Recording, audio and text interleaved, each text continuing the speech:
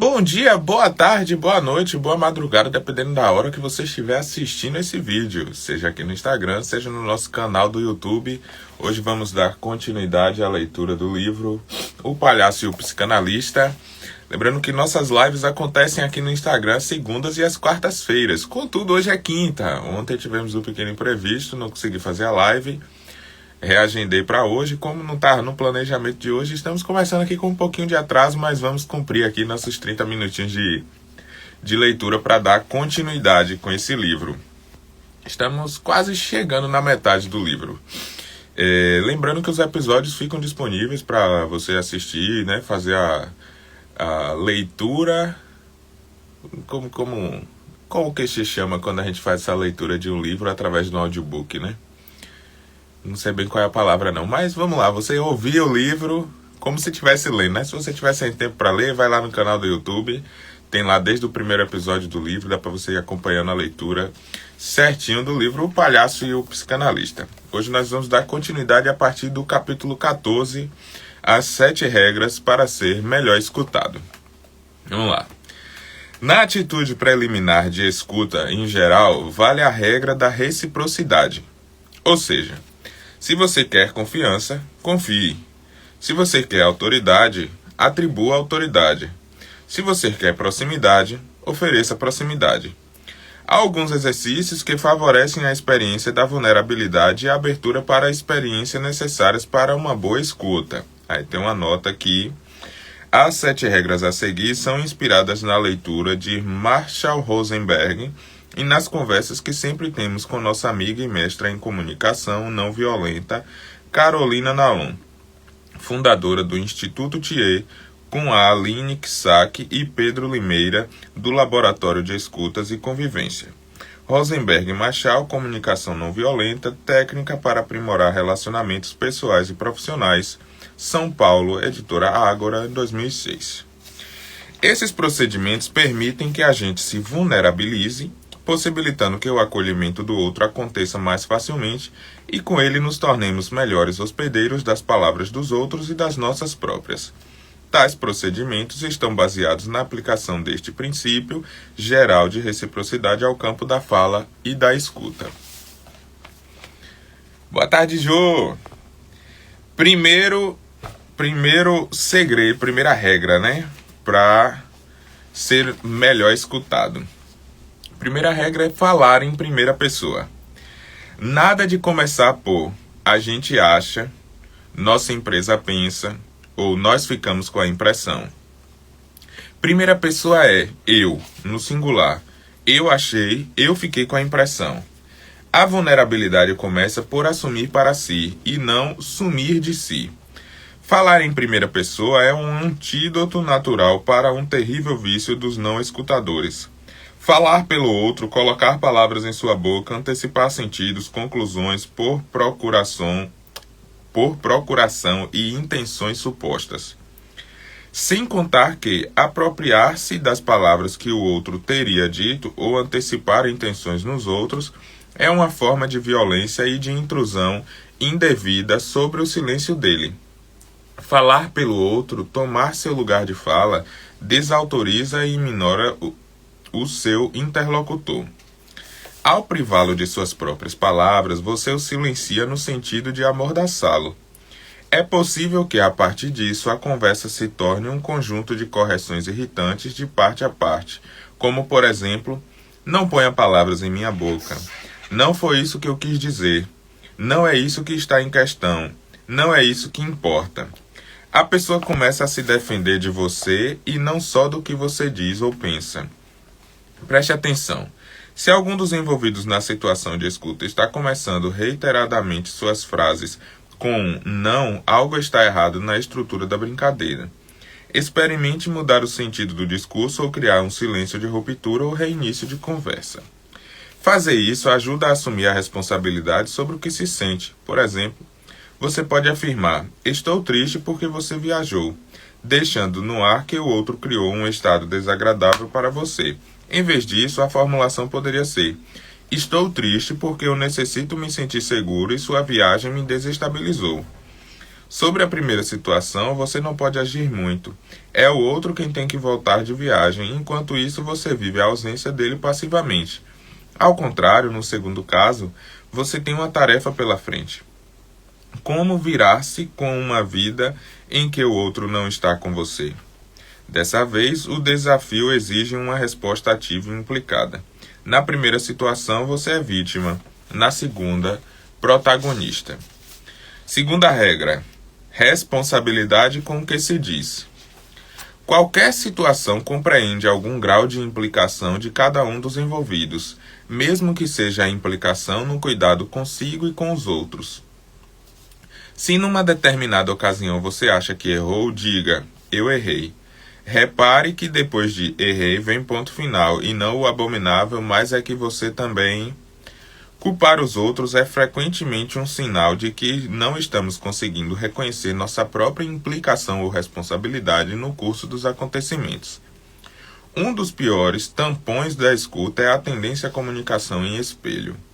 Toda vez que você sentir que está falando com um espelho que só devolve de forma invertida o que você falou, pare e volte para o início da conversa. Confie em todas as situações. Tem pontos de ruptura...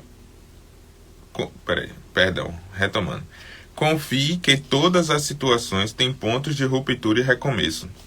Perceba também que há conversas que, uma vez começadas, tenderão a se reproduzir mais uma vez, em todos os seus detalhes irritantes e sórdidos. Quando você se percebe capturado no espelho, não hesite em sair. Dê-se uma pausa, interrompa a situação, peça para voltar ao assunto no dia seguinte. E, desta feita, não deixe que aquela conversa recomece. O principal vilão que nos leva à inconsequência com o que dissemos é nossa tendência a falar o que o outro quer ouvir. E dizemos o que o outro quer ouvir, o que a situação exige, o que a rotina impõe. Vamos nos acovardando. Assim vamos também embrutecendo e empobrecendo nossos modos de dizer. Ao final, sentimos que só estamos fazendo o que o outro nos faz fazer, e renunciamos, quase sem saber, à liberdade oferecida pela linguagem. O tempo é o segundo vilão que nos convida à irresponsabilidade, com que dissemos que foi dito naquela hora, naquela circunstância, naquele afeto, que pode não ser toda a verdade no momento seguinte. O "te amo para sempre" pode não resistir à ressaca do próximo dia. Como suportar, então, que não somos nós mesmos, que as palavras têm a ver com aquele tempo, em que o tempo muda e logo depois nos tornamos outros? Terceira regra: exponha o que sente. Expor com sinceridade o que se sente, mesmo que sejam afetos menos nobres, ajuda a sustentar a posição de autor, sem que esta seja tomada pela reflexividade imaginária em espelho. Lembre-se, qualquer coisa pode ser dita para qualquer um, desde que encontremos as palavras certas e tenhamos o tempo necessário. Evite começar uma frase por você. Evite descrever, atribuir ou colocar intenções, ideias e desejos no outro. Em vez disso, fale de si, sinceramente, sempre que possível. Discorra demoradamente sobre suas impressões sobre o outro. Faça uma dieta de sua tendência telepática. Se você não consegue, ao menos evite a sequência na qual você descreve a mente alheia seguida de um qualificativo ou uma extensão temporal do tipo "você sempre" ou "toda vez você". Trazer o foco para você, quer dizer, para o pronome eu, contribui para diminuir a pressão sobre o outro, criando um espaço para que ele possa continuar te escutando. Mas expor o que se sente não é levar a alma em um esfrega-esfrega afetivo que teria a função de justificar qualquer atitude.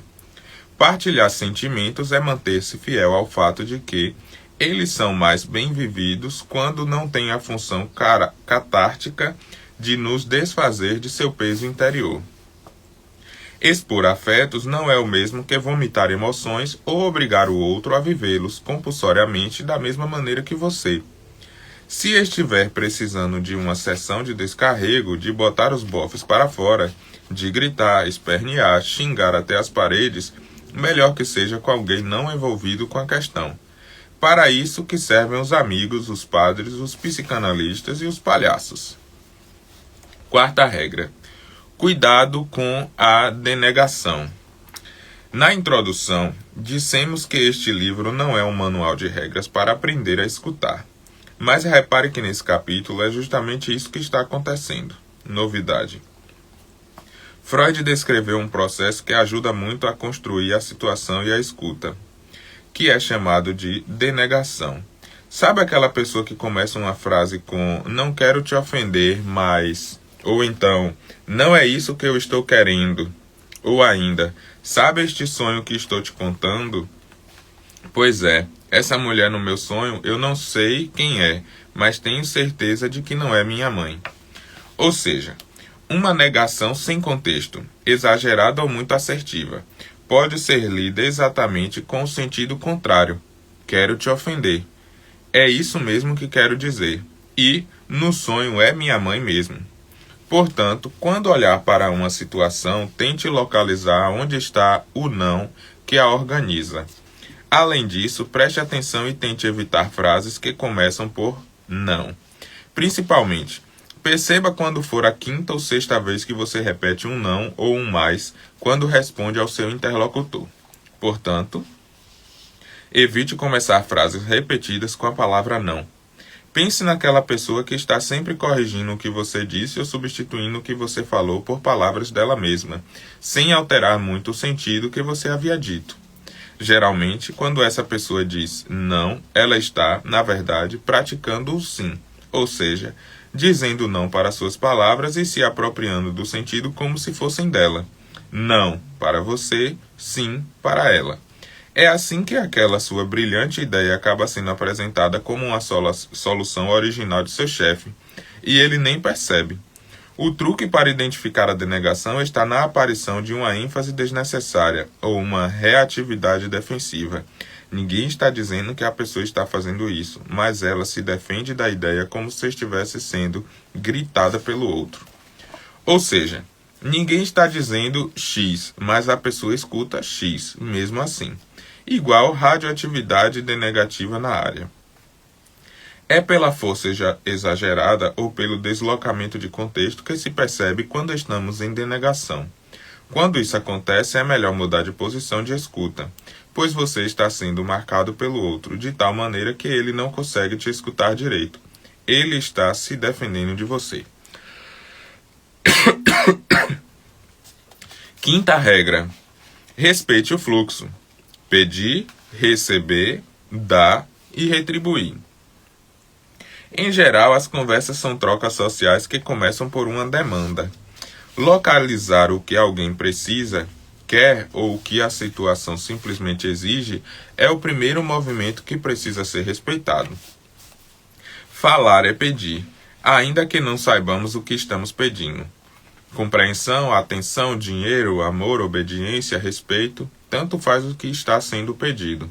Mas é pelo pedido que a relação de fala é uma relação de troca. Pedir é um risco porque traz consigo efeitos do poder e da exposição de vulnerabilidade.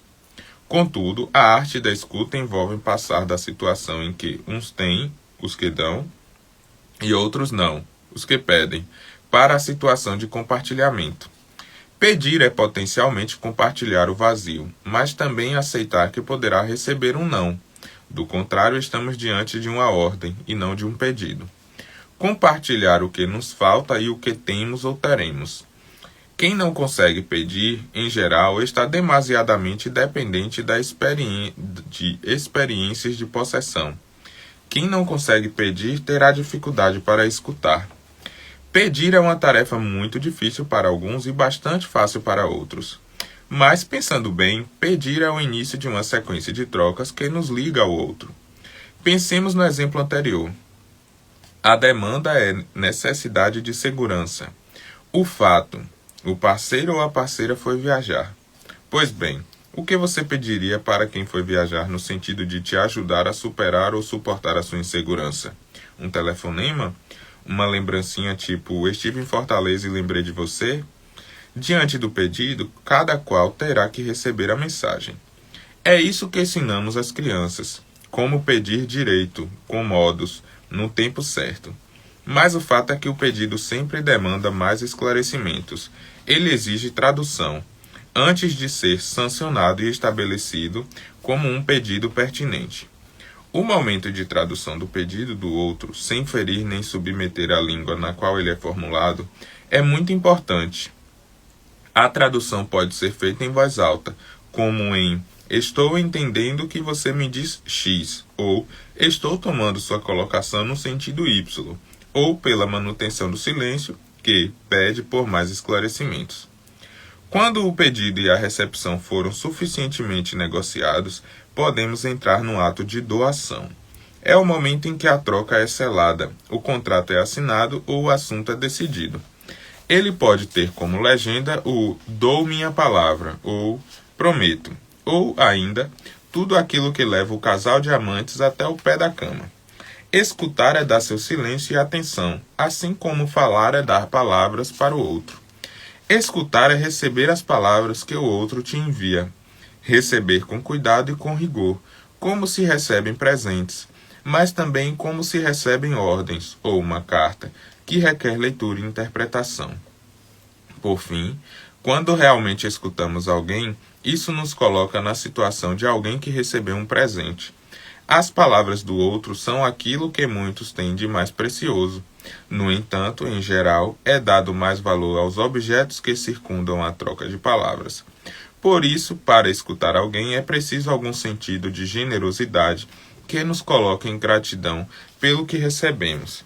A retribuição é um tipo de dívida que não se dá entre um e outro, mas de ambos em relação à experiência partilhada.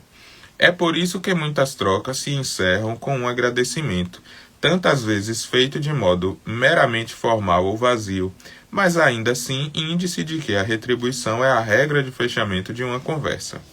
Muitas vezes retribuímos retransmitindo o que recebemos. Boas piadas, experiências familiares, lendas urbanas e, também, histórias engraçadas ou trágicas. Quem escuta se faz testemunha e portador de um patrimônio que, no fundo, poderia ser de todos nós, e que alguns chamam de cultura, outros de memória coletiva, e em alguns casos chegamos ao nível da arte. Inversamente, podemos pensar naquelas atitudes que contrariam leis simbólicas a seguir. Há aqueles que retêm as palavras para si, como um avarento que não quer dividir nada que lhe seja precioso. Há também aquele que só quer falar, que se arroga o direito à importância de se apossar da palavra e que, portanto, não deixa que aconteça a doação do tempo, da atenção e do cuidado, porque se comporta como se isso fosse uma obrigação ou um dever do outro. Há aqueles que se recusam a retribuir, por exemplo, os que são tratados com respeito e decoro, mas não são tratados com reciprocidade. Outro caso refere-se àqueles que encaram a retribuição como uma regra rígida demais. Por exemplo, se te conto uma intimidade, sinto que você está forçado a me contar uma intimidade sua. Se você não me participou de todos os detalhes, sinto que você está traindo o nosso pacto. Sexta regra: corra riscos com cuidado. Escutar é uma atividade de risco. Quem quer ficar em um ambiente seguro e sob controle deveria se afastar das palavras alheias. De fato, é isso que muitos fazem, uma vez que a escuta compromete, cria equívocos e implicações. Fomos ensinados desde pequenos a não falar com estranhos. Quem visitou a Índia já ouviu um conselho que soa muito deselegante para os brasileiros. Nunca responda a qualquer um dos inúmeros vendedores ambulantes que trabalham nas cercanias dos grandes monumentos. Nem mesmo um "não, obrigado" deve ser pronunciado, pois isso significa que você abriu conversações e que o tal sujeito pode segui-lo por 3 ou 4 quarteirões, abaixando o preço ou pedindo explicações sobre por que o produto dele não é tão bom assim, ou afinal, o que ele poderia te trazer de interessante ou que serviço ele poderia te prestar. Nunca se sabe o que virá quando se abre uma porta. Por isso, é compreensível a atitude de bolha na qual indiretamente regulamos quem e o que queremos escutar e quem deve ficar de fora de nossos circuitos de escuta. Podemos nos sentir mais ou menos dependentes do outro a partir da economia de nossos pedidos, mas essa sensação de dependência não deveria interferir no sentimento de autonomia. Pelo contrário, pedir nos desloca da posição de observador passivo para uma posição ativa, de autor comprometido. Isso só pode acontecer se o pedido sincero comportar uma negativa sincera. Confira se o quanto você se autoriza a pedir é compatível com o quanto de recusa você está disposto a aceitar. Essa regra vale para a progressão da intimidade em um relacionamento. Ofereça um pouco a mais ou um pouco a menos de intimidade do que o outro se propõe. E, se está disposto a lançar-se no abismo escuro, esteja pronto para bater com a testa no chão. Escutar é um ato de coragem. Isso tem uma relação com o chamado poder discricionário da linguagem. Ou seja, quem determina o sentido da mensagem é quem a recebe, não quem a envia. Estamos relativamente livres para receber a mensagem do outro, facultando a quem escuta variar o ângulo e o acento de sua recepção, privilegiando um aspecto ou outro do que foi dito. Quanto mais alternativas de recepção alguém tem, mais escutador se torna.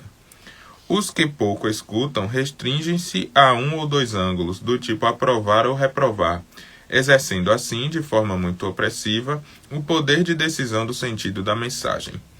Isso é crucial porque, para o bom escutador, importa abrir o sentido para a indeterminação produtiva. Ou seja, nem o que eu quis dizer, nem o que você quis dizer, mas o que um terceiro, o mundo, a experiência, as coisas em si, o que o inconsciente quis dizer, precisamente, porque se abriu o momento da dúvida, do espanto e do não saber que podemos pesquisar juntos para ver do que é feito o sentido naquele encontro. Quem pode se coloca diante do risco. Pode ou não ser atendido, pode ou não ter seu pedido sancionado como válido, ainda que seja insatisfeito. Pode ou não despertar alguma generosidade no outro. Atenção, pedido não é ordem. Aliás, esse é o sinônimo pior que pode haver para ser escutado, ou seja, ser obedecido. Quando o pedido é atendido, gera uma expectativa de retribuição, que, novamente, pode ou não ser atendida. Mas lembre-se, as coisas que mais queremos não devem ser pedidas, por exemplo, amor, respeito, confiança e autoridade. Elas são efeitos da relação e não devem ser postas na posição de causa ou condição. Se você pede para ser amado e o outro te dá flores, você nunca vai saber se as flores são um sinal de que ele, livre e espontaneamente, te ama ou está te obedecendo apenas porque você pediu. Se um professor grita na classe, exijo que respeitem minha autoridade, ele está simplesmente declarando que não a tem. Mas, se não podemos pedir o que realmente importa, o meio para criar esses sentimentos sociais como o respeito e a autoridade é simplesmente oferecendo-os ao outro. Se você quer conquistar a confiança do outro, coloque-se em situações nas quais ele pode confiar em você. Jamais espere que a sua atitude de desconfiança o outro responda de outra forma que não replicando em espelho a sua atitude. A tomada de risco na escuta diz respeito justamente a esse tipo de aposta que fazemos contra o estado de ânimo básico e funcional que comanda nossas trocas sociais mais comuns. E, por isso, elas são sentidas tão frequentemente como superficiais, pois elas foram feitas para transmitir segurança genérica para as trocas, principalmente as econômicas. A coragem da escuta está em contrariar o que é esperado por um determinado contexto. Por exemplo, contrariar os sinais não verbais de "me deixe em paz", contrariar a atitude de "mantenha distância" do chefe enfesado, contrariar a atitude de "me deixe em paz" do adolescente drenado por seu fone de ouvido.